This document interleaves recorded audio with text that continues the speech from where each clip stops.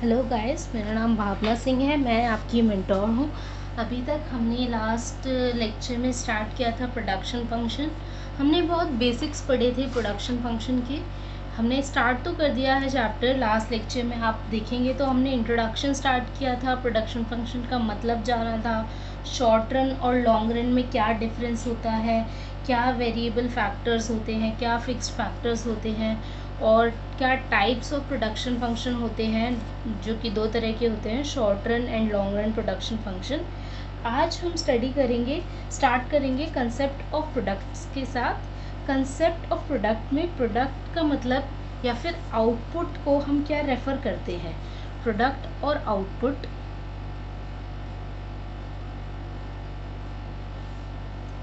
इसका मतलब प्रोडक्ट या आउटपुट का मतलब होता है क्या वॉल्यूम ऑफ गुड्स प्रोड्यूस किए किसी भी फर्म या इंडस्ट्री ने एक स्पेसिफिक पीरियड ऑफ टाइम के अंदर। क्या volume of goods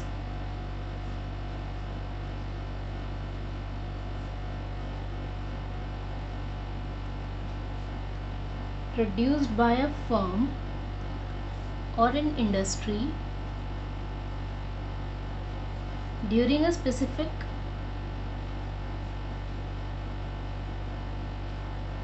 period of time। तो एक पीरियड ऑफ टाइम में कितने वॉल्यूम ऑफ गुड्स किसी भी इंडस्ट्री या फिर फर्म ने प्रोड्यूस करे, तो उसको हम क्या कहते हैं, प्रोडक्ट कहते हैं या फिर आउटपुट कहते हैं। तो कंसेप्ट ऑफ प्रोडक्ट के अंदर हम तीन डिफरेंट एंगल से चीज़ों को देखेंगे।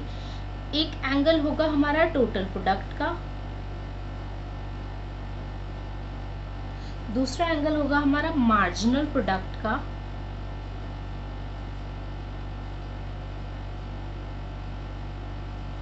और थर्ड एंगल होगा इसका हमारा एवरेज प्रोडक्ट का। अब टोटल प्रोडक्ट क्या होता है? टोटल प्रोडक्ट का मतलब होता है टोटल क्वांटिटी ऑफ गुड्स जो भी प्रोड्यूस किए किसी भी फर्म ने, टोटल क्वांटिटी ऑफ गुड्स जो किसी भी फर्म ने प्रोड्यूस किए किसी भी स्पेसिफिक पीरियड ऑफ टाइम के अंदर with given number of inputs, यानी total quantity of goods with given number of inputs।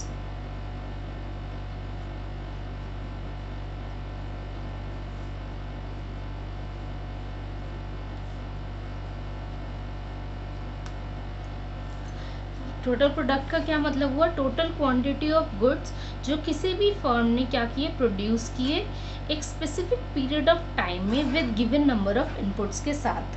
For example, अगर 10 लेबर ने प्रोड्यूस किए, 10 लोगों ने मिलकर 10 लेबर लगाए और 10 लोगों ने मिलकर प्रोड्यूस किए 60 kilo rice, 60 kilo rice produce किए, तो जो 60 किलो जो है वो क्या है, टोटल प्रोडक्ट है। क्या है? टोटल प्रोडक्ट है।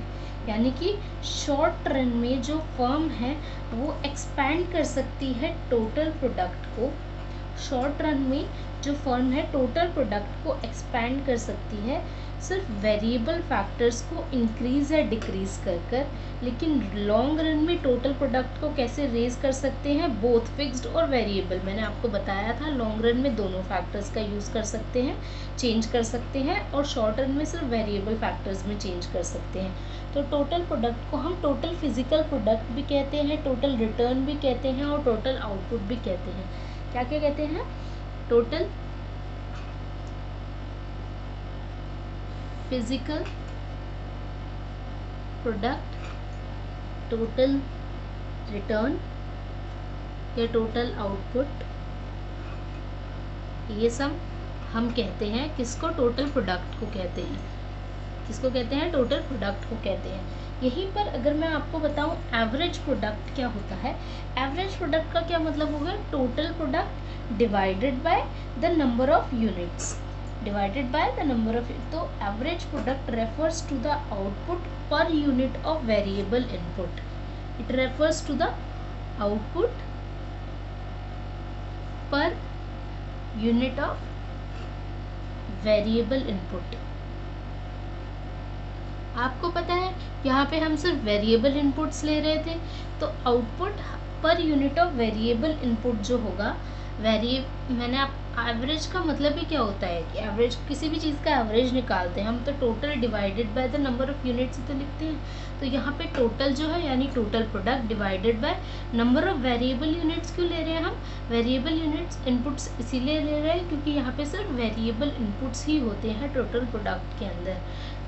यहीं पर वेरिएबल इनपुट्स यही क्यों ले रहे हैं क्योंकि फिक्स्ड, वैसे तो यहाँ पे फिक्स्ड और वेरिएबल दोनों होते हैं, लेकिन फिक्स्ड में तो कोई चेंज ही नहीं हो रहा, चेंज किस में होता है? वेरिएबल में ही होता है, इसीलिए यहाँ पे वेरिएबल इनपुट्स को लिया जाएगा। फॉर एग्जांपल टोटल प्रोडक्ट यहाँ पे हमने लिया था 60 किलो ऑफ राइस लिया था, जो 10 लेबर्स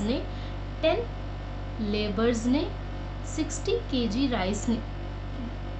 राइस प्रोड्यूस किया था, तो टोटल प्रोडक्ट हमने कहा था कि 60 kg है। यहीं पर अगर मैं आपको कहूँ तो एवरेज प्रोडक्ट क्या होगा? एवरेज प्रोडक्ट हो जाएगा 60 divided by 10 units of labours, तो 6 kg। 6 kg क्या है? एवरेज प्रोडक्ट है। 6 kg क्या है? एवरेज प्रोडक्ट है। सिमिलरली जो मार्जिनल प्रोडक्ट, मार्जिनल मैंने आपको बताया था इकोनॉमिक्स में जहाँ भी यूज़ हो, मार्जिनल का मतलब ही होता है additional.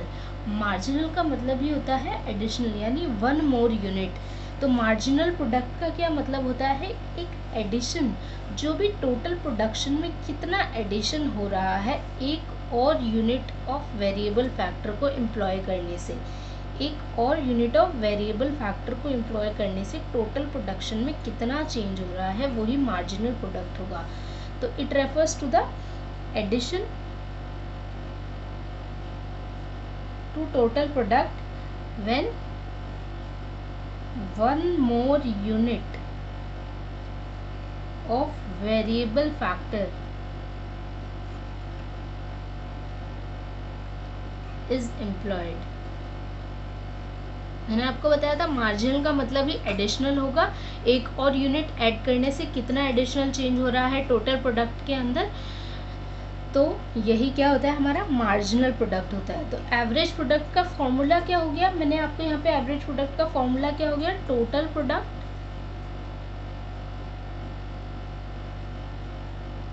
Divided by units of variable factor. मैंने बताया आपको वेरिएबल ही लेंगे फैक्टर्स, क्योंकि फिक्स फैक्टर्स तो हमारे सेम ही है। नाउ यहाँ पे तो आपको समझ आ गया होगा टोटल प्रोडक्ट का क्या मतलब होता है? Average product into units of variable factors. इस चीज़ को क्रॉस मल्टीप्लाई करके इधर लाएंगे तो टोटल प्रोडक्ट का फॉर्मूला भी आ जाएगा। नाउ एवरेज प्रोडक्ट को हम क्या क्या बोलते हैं? एवरेज प्रोडक्ट को हम कहते हैं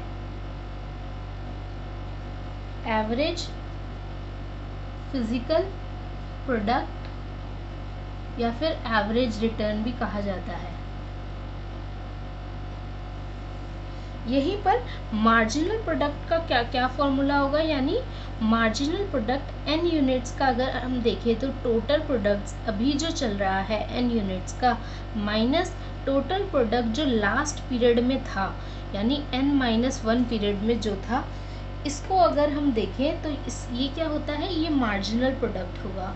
तो marginal product of nth unit का अगर हम देखें तो total product of n units minus total products of n-1 units of variable factors. क्या है? वेरिएबल फैक्टर्स, याद रखिएगा वेरिएबल फैक्टर है, वेरिएबल इनपुट्स हैं। यहाँ पे total quantity of with given number of inputs है, इसमें फिक्स्ड और वेरिएबल दोनों हैं। शॉर्ट रन के अंदर क्या है? शॉर्ट रन के अंदर सिर्फ वेरिएबल फैक्टर्स होंगे, लॉन्ग रन के अंदर वेरिएबल और फिक्स दोनों होंगे। शॉर्ट रन के अंदर वेरिएबल एंड फिक्स्ड तो होंगे, वेरिएबल प्लस फिक्स तो होंगे, लेकिन फिक्स्ड को क्या है? कांस्टेंट रखा जाएगा, सिर्फ वेरिएबल में चेंजेस होंगे। और लॉन्ग रन के अंदर सारे के सारे ही वेरिएबल फैक्टर्स होते हैं, सारे के सारे ही वेरिएबल। ये सब मैंने आपको लास्ट जो लेक्चर है उसमें मैंने आपको सब समझाया हुआ है। नाउ एक और वे है कैलकुलेट करने का टोटल प्रोडक्ट को, टोटल प्रोडक्ट मार्जिनल प्रोडक्ट को एक और तरीके से हम कैलकुलेट कर सकते हैं। कैसे? इसको हम कैलकुलेट कर सकते हैं change in total product divided by change in units of variable factor.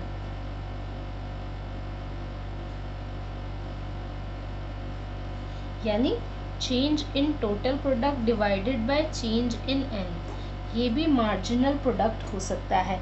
तो मार्जिनल प्रोडक्ट क्या हो सकता है? सपोज कि हमने ले लिए 2 लेबर्स हैं हमारे पास, 2 लेबर्स हैं जो प्रोड्यूस कर रहे हैं 60 यूनिट्स और 5 लेबर्स हैं जो प्रोड्यूस कर रहे हैं 90 यूनिट्स। तो इसी में अगर मैं आपको कहूँ कि मार्जिनल प्रोडक्ट क्या होगा, मार्जिनल प्रोडक्ट क्या होगा इसके अंदर? मार्जिनल प्रोडक्ट होगा टोटल प्रोडक्ट में कितना चेंज आया, टोटल प्रोडक्ट में कितना चेंज आया, मतलब टोटल प्रोडक्ट यहाँ पे कितना था और यहाँ पे कितना चेंज आया। यानी 5 लेबर पे टोटल प्रोडक्ट 90 था और 2 लेबर पे था 60, यानी कितना चेंज आया? 30 यूनिट्स का। Change in total product divided by change in units, कितने? पहले 5 थे, अभी 5 है, पहले 2 थे, तो कितना? 3 का डिफरेंस आया। इसी चीज़ को अगर हम देखें तो मार्जिनल प्रोडक्ट क्या आता है हमारे पास? 10 यूनिट्स का मार्जिनल प्रोडक्ट आया। तो टोटल प्रोडक्ट को क्या कह सकते हैं हम? तो similarly total product is the summation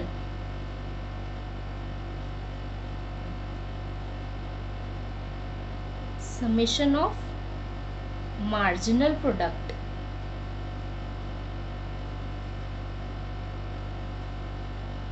तो टोटल प्रोडक्ट n यूनिट्स का is equals to marginal product 1 unit का, मार्जिनल प्रोडक्ट 2 यूनिट का, प्लस जितने भी मार्जिनल प्रोडक्ट हैं सबका सम अगर हम मिलाएं, जितने भी मार्जिनल, जितने भी एडिशनल हैं उन सबको अगर हम जोड़ दें तो हमारा क्या आ जाता है? टोटल प्रोडक्ट आ जाता है।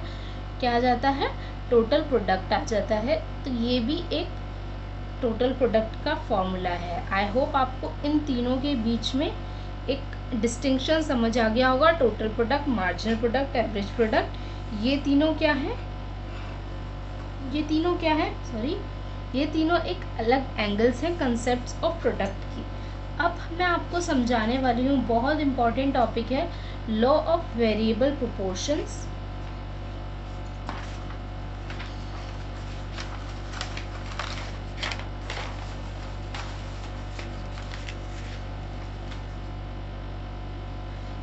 हाँ जी, लॉ ऑफ वेरिएबल प्रोपोर्शंस जो है बहुत इम्पॉर्टेंट टॉपिक है लॉ ऑफ प्रोडक्शन का।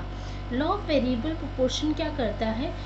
ये शो करता है nature of rate of change, कितना रेट ऑफ चेंज हो रहा है आउटपुट के अंदर with the change in variable factors. Variable factors में चेंज आने से कितना आउटपुट के अंदर चेंज हो रहा है, ये ही शो करता है लॉ ऑफ वेरिएबल प्रोपोर्शन। मैंने आपको बताया था ये क्या है? प्रोडक्शन फंक्शन है। तो इसका जो नेचर है वो क्या बताता है? Law of variable proportion he nature बताता है इस चीज़ का। तो शॉर्ट रन के अंदर जब सारे इनपुट्स, जब when one input is variable और अदर फैक्टर्स जो है फिक्स्ड हों, तो फर्म का जो प्रोडक्शन फंक्शन है वो लॉ ऑफ वेरिएबल प्रोपोर्शन बताता है। यानी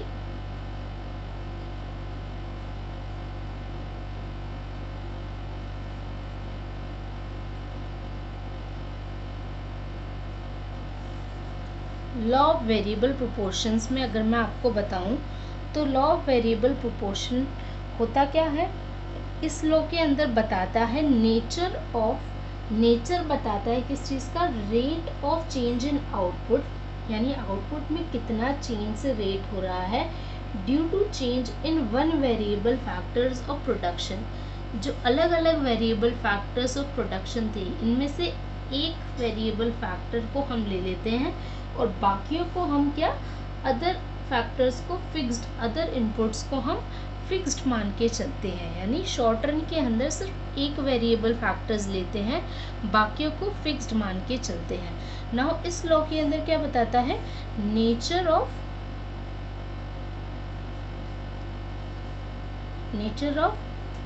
rate of change in output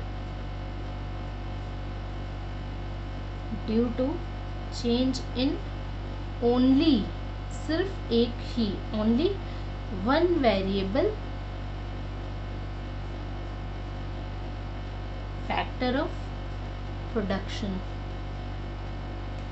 सिर्फ एक वेरिएबल फैक्टर्स ऑफ प्रोडक्शन में चेंज आने से क्या चेंज होता है हमारा आउटपुट के अंदर ही, इसका नेचर बताता है लॉ ऑफ वेरिएबल प्रोपोर्शन। तो एक स्टेटमेंट क्या होती है, स्टेटमेंट ऑफ लॉ, इस लॉ की एक स्टेटमेंट होती है, वो होती है law of variable proportion, LVP states that, जैसे इसकी डेफिनेशन, पहले मैं डेफिनेशन लिख देती हूँ फिर आपको समझाती हूँ। States that as we increase quantity of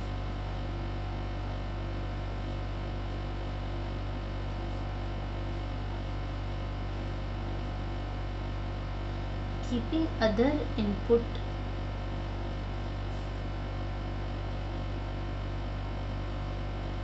fixed, total product initially increases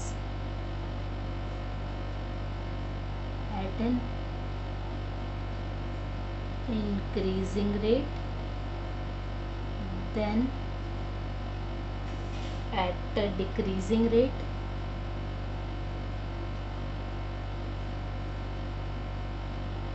and finally at a negative rate.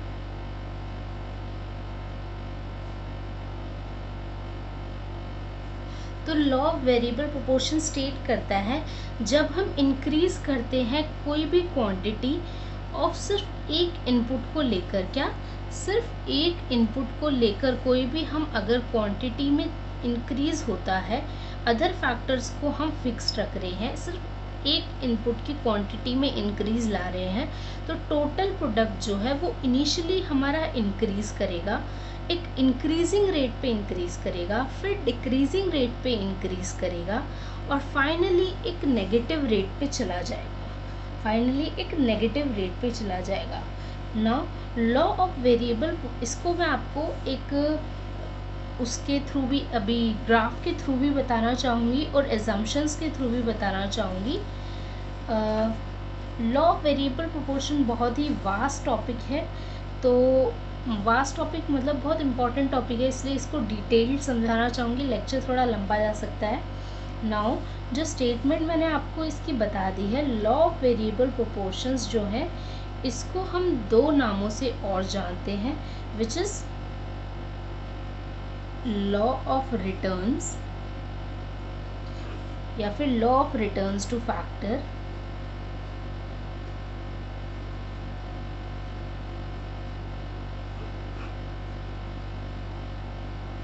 या फिर returns two variable factor,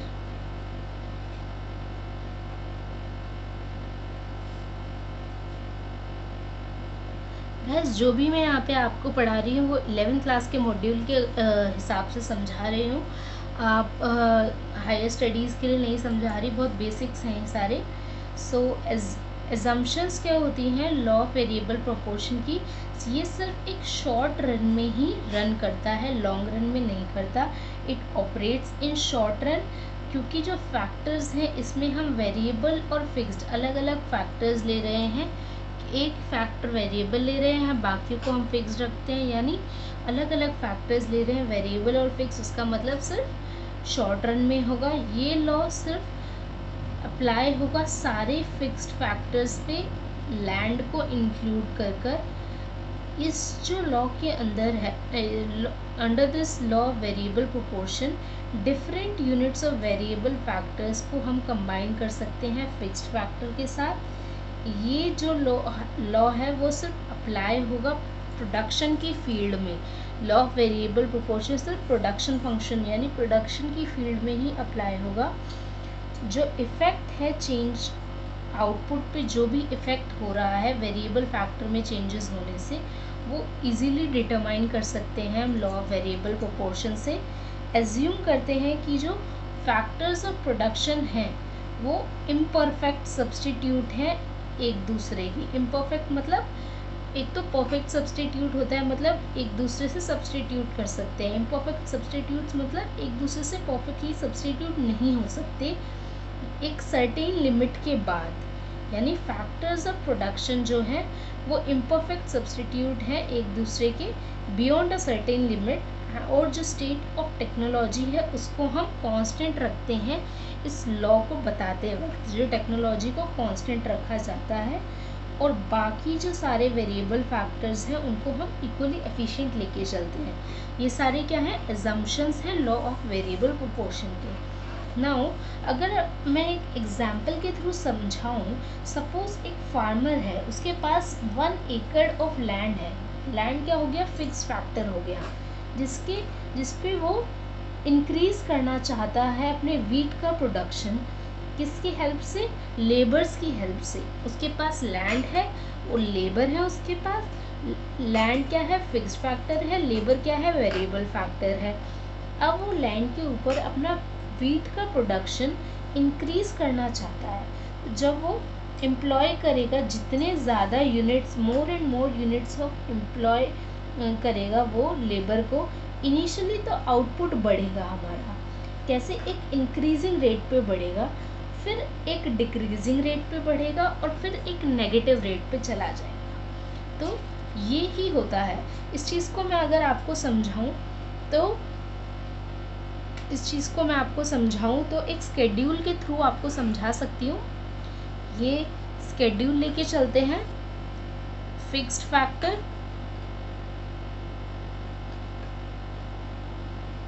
land जो है हमारा यहाँ पर, वेरिएबल फैक्टर जो कि लेबर है, टोटल प्रोडक्ट, मार्जिनल प्रोडक्ट और जो फेज है मैंने आपको बताया, इंक्रीजिंग फेज है, डिक्रीजिंग फेज है। ये सब हम एक स्केड्यूल के थ्रू समझा देती हूँ आपको। Now law of variable proportion की बात कर रहे हैं हम यहाँ पर। फिक्स्ड फैक्टर लैंड है, लैंड फिक्स्ड है, यानी 1 1 1 1 1 लैंड हमारे पास सारी फिक्स्ड ही है। यहीं पर अगर मैं वेरिएबल फैक्टर लूँ, लेबर, हम लेबर बढ़ाते जा रहे हैं। 1 2 3 4 5 6 मान लो 6 लेबर ले लिए हमने। लैंड तो हमारी 1 1 ही रहेगी, फिक्स्ड है। तो टोटल प्रोडक्ट मान लो हमारा क्या करेगा, इंक्रीज करेगा। हर एक एक्स्ट्रा लेबर के साथ टोटल प्रोडक्ट पहले हमारा इंक्रीज करेगा। 10 हुआ, एकदम से 30 हो गया, फिर 45 हो गया, फिर 52 हो गया। नाउ फिर क्या होगा, पहले इंक्रीज कर रहा है, 10 से एकदम 30 हुआ, यानी इंक्रीजिंग रेट पे इंक्रीज किया। फिर हमारा डिक्रीजिंग रेट पे इंक्रीज किया, यानी थोड़े कम रेट पर। अगर इसका हम परसेंटेज देखिए कितने रेट पे इंक्रीज हो रहा है, तो परसेंटेज फिर कम हो गया। 45 से 52 फिर इक्वल हो गया 52 के, और उसके बाद डिक्रीजिंग रेट आ जाएगा विच इज़ नेगेटिव, यानी कि नेगेटिव रेट पे चला जाएगा। 48 हो गया। इसी चीज़ में अगर हम मार्जिनल प्रोडक्ट देखिए तो मार्जिनल प्रोडक्ट के अंदर पहले तो 10 ही है, 10 से 20 हुआ, यानी कितना चेंज आ गया, 20 का चेंज आ गया। 10 से 30 आने में 20 का चेंज आ गया। तो ये क्या है, ये फर्स्ट फेज है जो कि इंक्रीजिंग फैक्टर है। इंक्रीजिंग रिटर्न्स टू फैक्टर 10 से 20 हुआ। नाउ यहीं पर 30 से 45 यानी 15 का चेंज आ गया। 45 से 52 यानी 7 का चेंज आ गया। फिर 52 से 52 0, कोई भी चेंज नहीं आया। तो ये क्या है, ये एक डिमिनिशिंग रेट चल रहा है। क्या चल रहा है, इंक्रीज तो हो रहा है, टोटल प्रोडक्ट इंक्रीज तो हो रहा है। 45 से 52 इंक्रीज तो हुआ है, लेकिन क्या एक डिमिनिशिंग रेट पे, रेट कम हो रहा है। 30 से इंक्रीज तो हो रहा है लेकिन कम रेट पे हो रहा है, 10 से 30, एकदम 300%। यहाँ पर बहुत कम रेट पर चल रहा है, इंक्रीज हो रहा है। तो कितने, तो ये सेकेंड फेज हो गया which is diminishing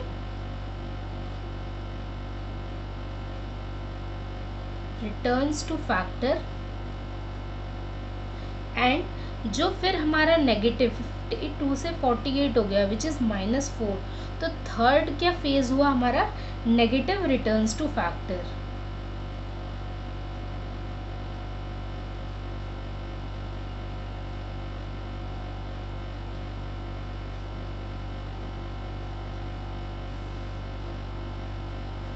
I hope आपको ये समझ आ गया हो। लॉ ऑफ वेरिएबल प्रोपोर्शन का मैंने बिहेवियर ऑफ आउटपुट बताया है इसके अंदर।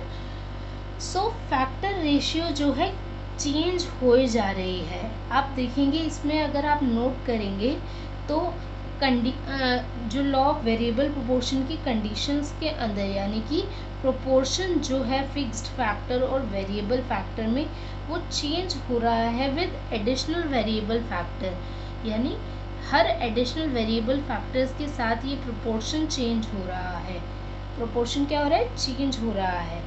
इसके अंदर आप देखेंगे जो रेशियो है लैंड और लेबर का वो चेंज हो जा रहा है। पहले 1:1 था, फिर 1:2 हो गया, फिर 1:3 हो गया। ये चेंज हो जा रहा है with addition of more and more units of labour, यानी कि फैक्टर रेशियो चेंज होती रहती है। कैसे, ये दो तो फैक्टर हैं, यानी ये इन दोनों फैक्टर्स की रेशियो चेंज हो जा रही है with change in the variable factors only, variable factors में चेंज होने से ही। इसी चीज़ को, लॉ ऑफ वेरिएबल प्रोपोर्शन को अगर मैं आपको डायग्रामेटिकली समझाऊं, यानी ग्राफिकली समझाया जाए, तो इस तरह से दो ग्राफ बनते हैं। टोटल प्रोडक्ट की बनेगा एक ग्राफ तो, और एक मार्जिनल प्रोडक्ट का बनेगा।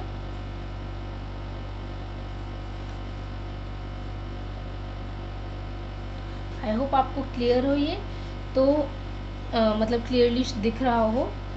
नाउ होता क्या है कि स्टार्टिंग में तो इस तरह से इंक्रीज होगा, इंक्रीजिंग रेट पे, देन डिक्रीजिंग रेट पे इंक्रीज होगा, फिर स्टार्ट्स, यानी यहाँ से यहाँ तक इंक्रीजिंग रेट पे, देन डिक्रीजिंग रेट पे, एंड देन स्टार्ट्स फॉलिंग, फिर फॉल करने लग जाता है। इसी चीज़ को अगर मैं यहाँ पर बताऊँ आपको, यानी कि फर्स्ट स्केड्यूल को ही अगर यहाँ पे लगाया जाए तो यहाँ पे क्या होगा, फर्स्ट यूनिट पे इतना था, सेकंड यूनिट पे इतना हुआ, first second third fourth fifth and sixth unit पे तो नेगेटिव हो ही गया है हमारा, नेगेटिव रेट पे जा ही रहा है। तो इस तरह से आएगा, यानी कि इसी चीज़ को अगर हम नीचे वाले ग्राफ पे देखें तो आप देखेंगे कि फर्स्ट यूनिट पे ये है हमारा लेबर,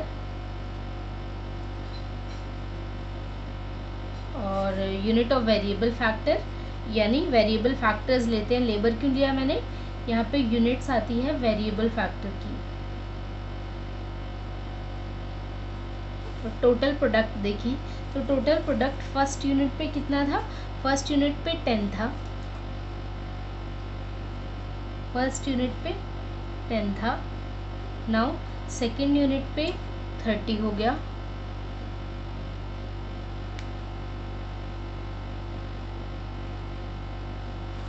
और थर्ड यूनिट पे 45 हो गया,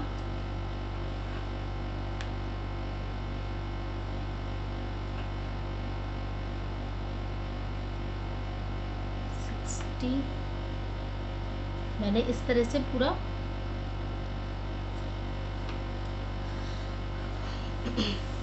इसी चीज़ को देखें तो इस तरह से बनेगा एक स्केड्यूल। यहीं पर अगर मैं मार्जिनल प्रोडक्ट आपको देखूं, थर्ड फोर्थ फिफ्थ सिक्स्थ, यहीं पर अगर मार्जिनल प्रोडक्ट को देखूं तो यहाँ पे भी यूनिट्स ऑफ वेरिएबल फैक्टर आएंगे, और यहाँ पे मार्जिनल प्रोडक्ट आएगा, यहाँ पे टोटल प्रोडक्ट आया, यहाँ पे मार्जिनल प्रोडक्ट आएगा।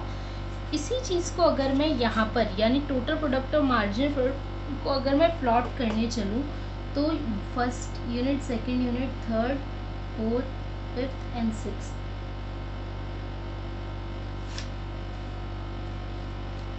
मार्जिनल प्रोडक्ट के अंदर 10, 20, 30, 40, 50।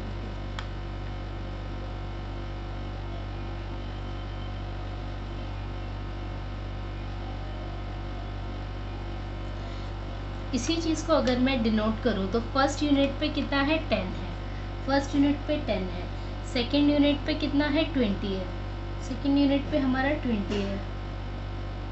नाउ थर्ड यूनिट पे कितना है हमारा मार्जिनल प्रोडक्ट, 15 हो गया, थर्ड यूनिट पे 15 हो गया, which is somewhat help. Fourth unit पे कितना है, फोर्थ यूनिट पे 7 हो गया, फोर्थ यूनिट पे 7 और है, फिफ्थ यूनिट पे हमारा 0 हो गया। नाउ सिक्स यूनिट पे हमारा -4 हो गया, विच इज़ नेगेटिव में भी जा रहा है हमारा। यहाँ पे 10 है तो -4 ऑलमोस्ट यहीं पर ही होगा, यहाँ पे कहीं पर। तो इस तरह का हमारा मार्जिनल प्रोडक्ट बन रहा है, इस तरह का बन रहा है, इस तरह का बन रहा है। यानी कि ये जो है, जो इसको अगर मैं ज्वाइन करूं इस तरह से बनेगा ये। सिमिलरली जो ये पॉइंट है हमारा फिफ्थ यूनिट का जो पॉइंट है, जो 0 है, और यहाँ पे जो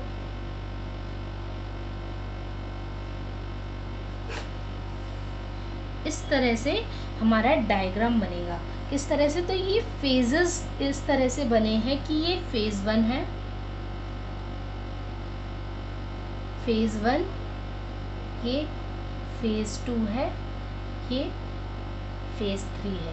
3 फेजेस होते हैं हमारे लॉ ऑफ वेरिएबल प्रोपोर्शन में। फेज 1 होता है जहाँ पे टोटल प्रोडक्ट हमारा क्या कर रहा है, टोटल प्रोडक्ट हमारा इंक्रीज कर रहा है इंक्रीजिंग रेट पे, और मार्जिनल प्रोडक्ट भी हमारा क्या कर रहा है, इंक्रीज कर रहा है। मार्जिनल प्रोडक्ट भी इंक्रीज कर रहा है और टोटल प्रोडक्ट यानी टोटल प्रोडक्ट भी इंक्रीज कर रहा है, मार्जिनल भी इंक्रीज कर रहा है। टोटल प्रोडक्ट किस पे, इंक्रीजिंग रेट पे, एट इंक्रीजिंग रेट।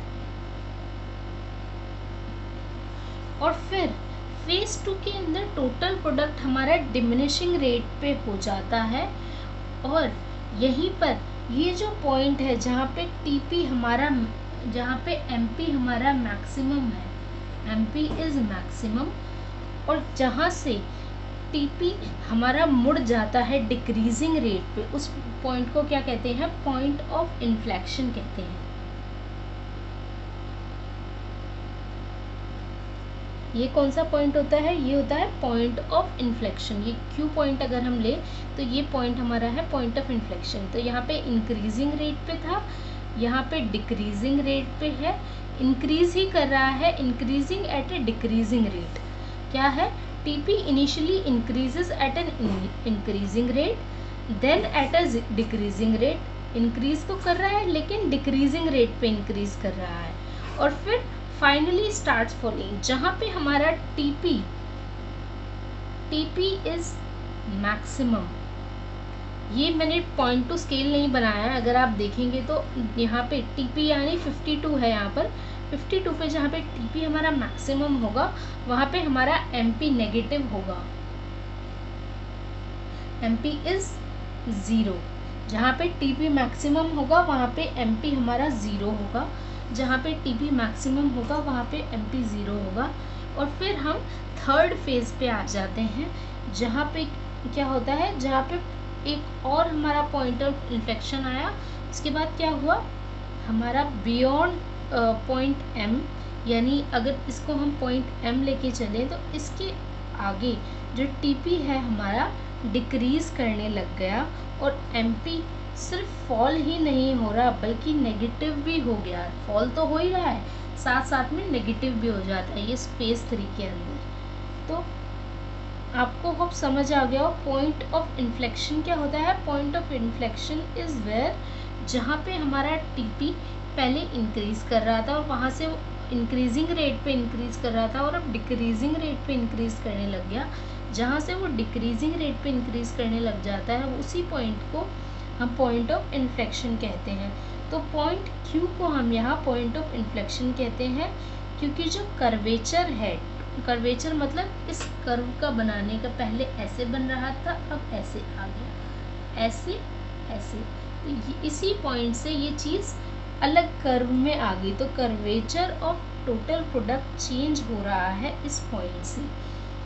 और इस पॉइंट तक क्या था, टीपी एक कॉन्केव शेप में था, एक कॉन्केव शेप में था, and beyond point P TP जो है कन्वेक्स शेप में हो जाता है, कन्वेक्स शेप में हो जाता है, इसीलिए इसको पॉइंट ऑफ इन्फ्लेक्शन कहते हैं। आई होप आपको ये समझ आ गया हो। इसको हम और डिटेल अगर मैं आपको बताऊं, इसको एक और बार हम रिवाइज करेंगे। वैसे अगर देखा जाए तो इस टेबल में अभी हमने देखा, इसके अंदर फार्मर जो है इंक्रीज कर रहा है लेबर को एक सेम पीस ऑफ लैंड में, लैंड सेम है और लेबर बढ़ रहा है, तो इनिशियली टोटल प्रोडक्ट क्या हो रहा है, राइज हो रहा है इंक्रीजिंग रेट पे, फिर डिक्रीजिंग रेट पे राइज हो रहा है, फिर फाइनली फॉल करने लग जाता है। इसी चीज़ को क्या कहते हैं, इसी चीज़ को क्या कहते हैं, लॉ ऑफ वेरिएबल प्रोपोर्शन। तो रिजल्टिंग रिलेशन जो है इनपुट और आउटपुट में 3 फेजेस में हमने पढ़ा। फेज 1 है increasing returns two factor, phase 2 है diminishing returns two factor, and phase 3 है negative returns two factor. Phase 1 के अंदर हर एडिशनल वेरिएबल फैक्टर्स के साथ, हर एडिशनल वेरिएबल लेबर के साथ जो है मोर टोटल प्रोडक्ट आएगा, यानी टोटल प्रोडक्ट इंक्रीज करेगा इंक्रीजिंग रेट पे, यहाँ से इंक्रीजिंग रेट पे, और मार्जिनल प्रोडक्ट जो है हर वेरिएबल फैक्टर का भी इंक्रीज करेगा, जैसा कि हमने यहाँ पे देख लिया।